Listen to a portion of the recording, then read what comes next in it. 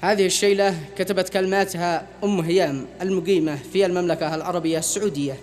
تعبر عن أوجاع الغربة وفقدان والدتها وهي في الغربة، بعنوان أوجاع الغربة. أداء الشاعر أبو الضياء سيف الزكري، تسجيلات أنغاميري. قالت أم ريم حرام نتعذب حرام يا هيام، كل الناس حولين يوم وانا ساهر يا ابنتي،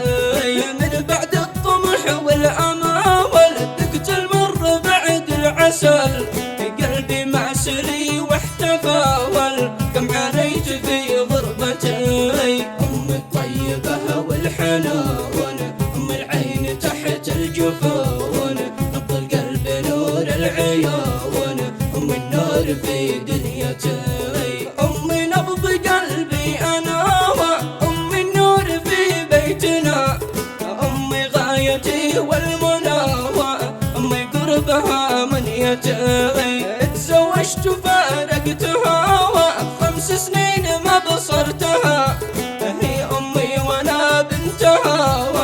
امي قربها جنتي، بعد ال5 تم السفر للغربة وقلبي اقتهر، ودمعي شن مثل المطاول حين فارقت محبوبتي، مرت من حياتي سنين بالغربة وقلبي حزين، زاد الشوق زاد الحنين يما اسمعي نهدتي، بالغربة 11 سنة في قلبي جرح مزمنة، والغربة قصص محزنة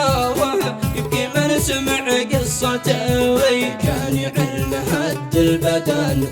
من ضاق قلبي وحان، شني يا دموع الحزن شني دم من مغلتي، قالوا ماتت الوالدة وانا غير متواجدة، يمه ليش انا فاقدة بعدش ما هريت عيشتي، ودعتش وقهري يزيد وانا من بلادي بعيد،